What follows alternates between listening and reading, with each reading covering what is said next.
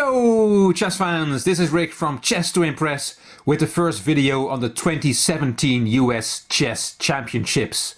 At the time I record this video, we are halfway, almost halfway. The rest day is after 5 rounds, and this is the standings of the open section, the men's section. Wesley So on top, 3.5 out of 5. As you can see, he won 2 games and had 3 draws. There are 5 players in the hunt, only half a point behind. And what also strikes the eye is defending champion Fabiano Caruana, who only made 5 draws so far and is in 7th place. At the bottom, former champion Alexander Shabalov, who only made 1 draw.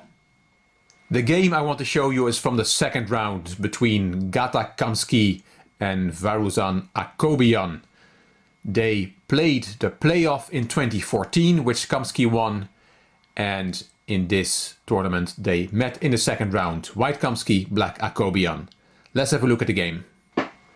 Kamsky opened e4. Akobian played the French defense e6, d4, d5, knight d2, c5, knight gf3. Akobian took on d4 and Kamsky took on d5. Queen takes d5. Bishop c4 hitting the queen. Queen went back to d6. All this has been played thousands of times. It's one of the lines from the French. White castled. Knight c6. Rook e1. Knight f6. Knight b3. a6. a4. Bishop e7, and now with knight b takes d4, white wins his pawn back. Knight takes, and black castled. b3 from Kamsky, rook d8 from Akobian, bishop e2, queen c5, queen d3. For a moment it looks like black can play e5, because the knight is pinned, but of course Kamsky had seen that. There is queen e3, and if you would take on d4, then the bishop on e7 is hanging, attacked by both queen and rook and only defended by the queen. So e5 does not win a piece, and Akobian played h6.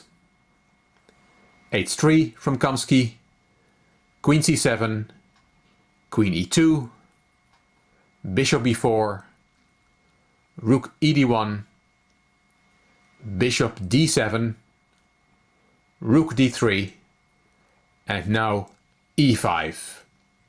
It gets very tactical now, but the position is still in the balance. But both players had to calculate lots of variations. Knight f3 from Kamsky and e4 from Akobian. That's a fork. But it's still okay for white. Bishop takes f6 is the only move. And after e takes d3, Kamsky took on d8, counter-attacking black's queen. But that's a mistake, and we'll see in a minute why. Let's first see what Kamsky should have played. He should have played queen e4, which is the only move. And now black should not greedily take that bishop on f6, because then he gets checkmated. Let's show you. Queen g6 check. Of course the f-pawn is pinned to the bishop on c4. King h8, and now there's a mate in 6. Queen takes, king back, king h8, queen takes f6, king g8, queen takes f7, king h8, queen f6 check, king h7, and finally the poor king is checkmated with knight g5. Nice checkmating combination from white.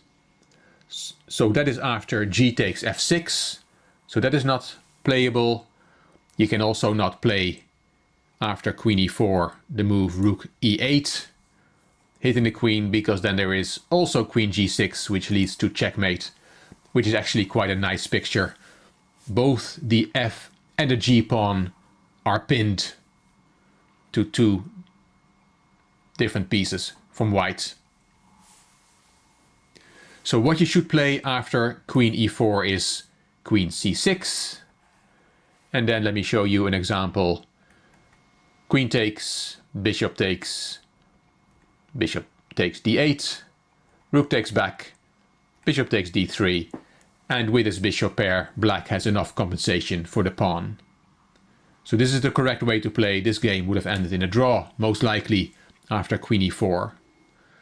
So back to the 21st move. After e takes d3, queen e4 is the right move, but as I said, Kamsky took on d8. And Akobion had seen it. He said in his interview afterwards that he saw Kamsky's hand going to the bishop. He knew that queen e4 was the right move and that bishop takes d8 was a mistake. And why is it a mistake? Because after bishop takes d8, there is the shot queen takes c4, the desperado. We call that a desperado. The queen will be gone anyway, so you take a piece for it. And why is this winning?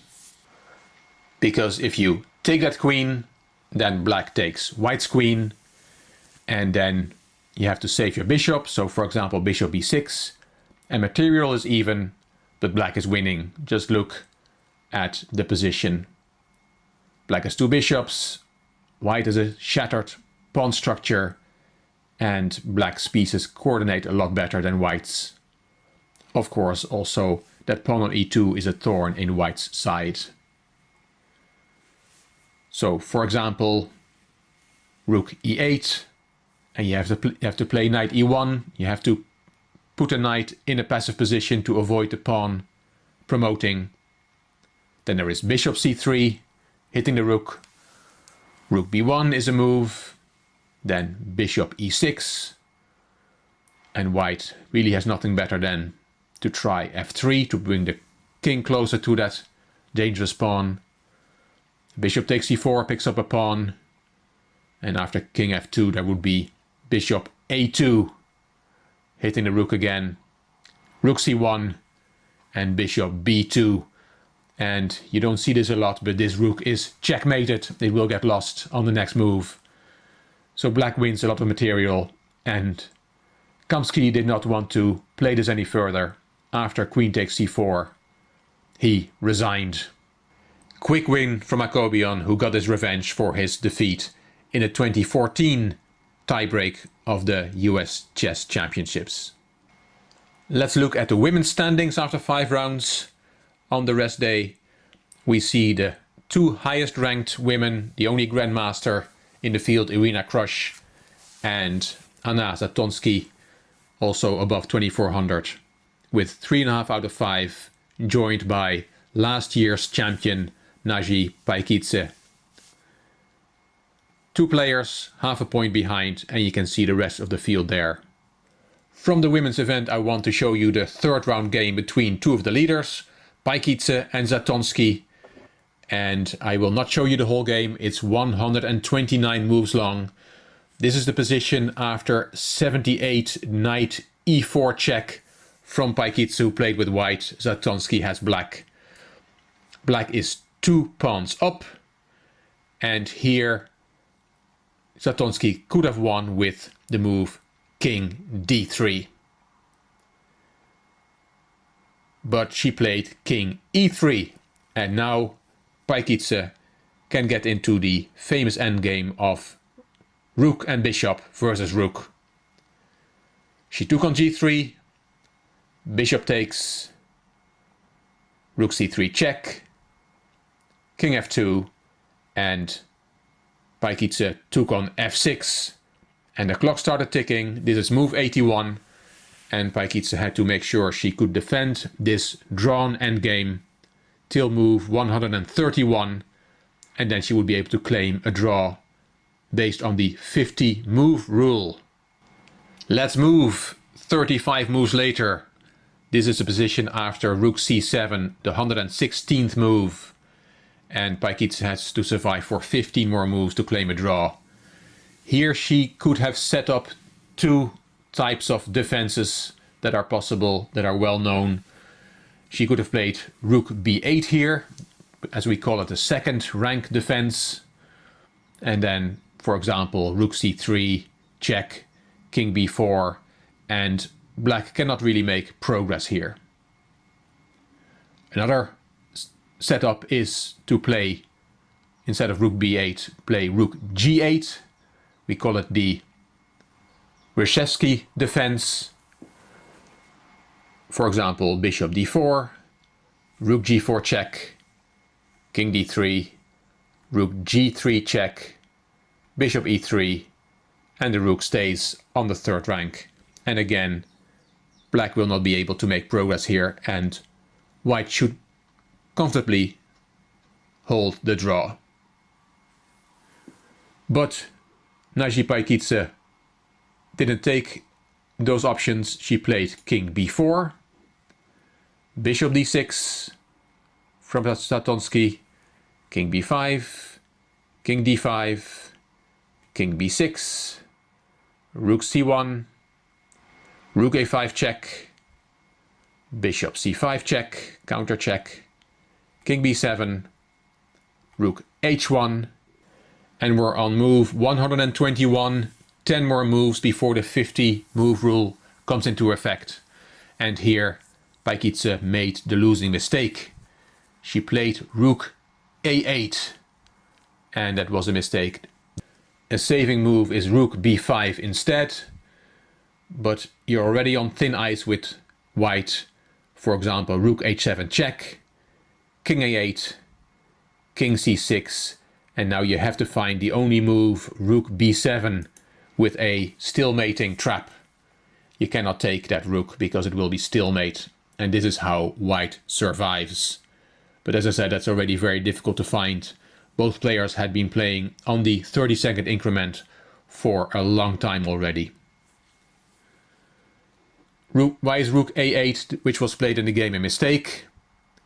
Because of rook h7 check, king a6, king c4, king a5, rook h6, rook c8, rook h1, and now there's a checkmating threat with rook a1, so king a6 is the only move, and then rook h7, and there's another checkmate threat on a7. So rook a8, and the strong move king b4, closing the mating net. And after rook b8 check, king a4, and the king cannot be checked there anymore. Rook a8 is the only move, and now Zatonsky played the tempo move, rook g7. And there's nothing that white can do about either losing his rook or being checkmated on the next move. Paikidze was only 2 moves away from being able to claim a draw on the 50 move rule, but Zatonsky won this game. An important win for Anna Zatonsky, former champion. She had started the tournament badly with a loss in the first round. Just want to show you what happened. This is after 55 d4 d5 in the first round game between women international master Jennifer Yu and international master Anna Zatonsky. This position is a draw, but Zatonsky wanted to keep playing against her lower rated opponent. She played rook h1, that is fine, rook b8 from Yu, king a3, letting the b pawn through, d6, and now there is a trap, and Zatonsky fell for it. What she should have done is play the king back to b3, and then after d7 there is rook d1 check, picking up the pawn. So instead of d7, you should have played king e4, and then rook d1, king e5, king a3, and this is really a draw. Nothing is happening here. But the trap is that Zatonsky played rook d1 check instead of king b3. Looks like she's going to win that pawn on d6, but there is king c2, and Zatonsky resigned. Because the rook is hanging and there's a checkmate threat on a8, and you cannot solve those two problems in one go. So a shock loss to start off the tournament for Anna Zatonsky, but as I said, she came back well and out of the next 4 games got 3.5 points and is leading the women's tournament together with Grandmaster Irina Krush and International Master, defending champion Nazi Baikidze.